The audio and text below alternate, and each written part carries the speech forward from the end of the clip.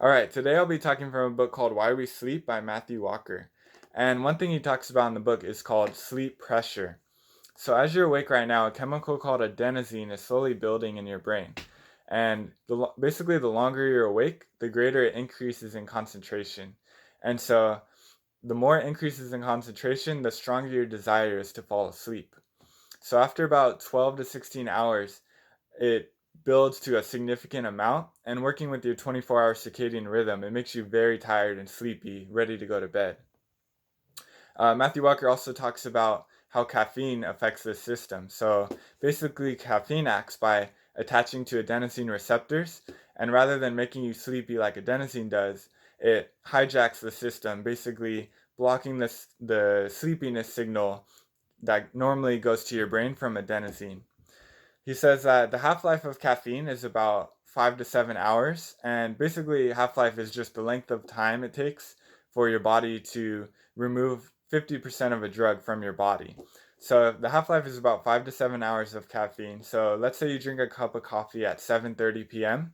At about 1:30 a.m., you may still have 50% of that caffeine still circulating through your system.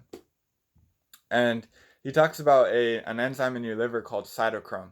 So cytochrome basically acts by decomposing caffeine from your system. However, some people have a slower acting version of the gene and some people have a faster acting version of cytochrome. So let's say you drink a cup of coffee at noon, and you have a difficult time falling asleep later that night, you may have a slower acting version of that gene, and so you may need to completely avoid drinking coffee in the afternoon. Whereas some people can drink it at 3 or 4 p.m. and they can fall asleep just fine. And part of that is because you build a higher tolerance to caffeine, but the other part is that your body is very efficient at decomposing that caffeine.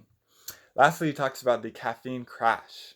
So the entire time that caffeine is in your system, adenosine is still building and accumulating in your brain. And so once cytochrome is able to come in and decompose that caffeine, all that adenosine that has built up over those hours is now rushing in to attach to all those adenosine receptors. And so that's why all of a sudden you get this huge crash where you get super sleepy. And unless if you drink more coffee or more caffeine, which can start more of a dependency cycle, you're going to find it very, very difficult to stay awake. So, in other words, we need to be better at kind of assessing how efficient our body is at breaking down caffeine, and uh, start drinking it at an earlier time so that it's not affecting our sleep, and at the very least 5 to 7 hours before we go to bed, because it can still affect the quality of our sleep as well. So that is it for today from that book, and I hope that helps.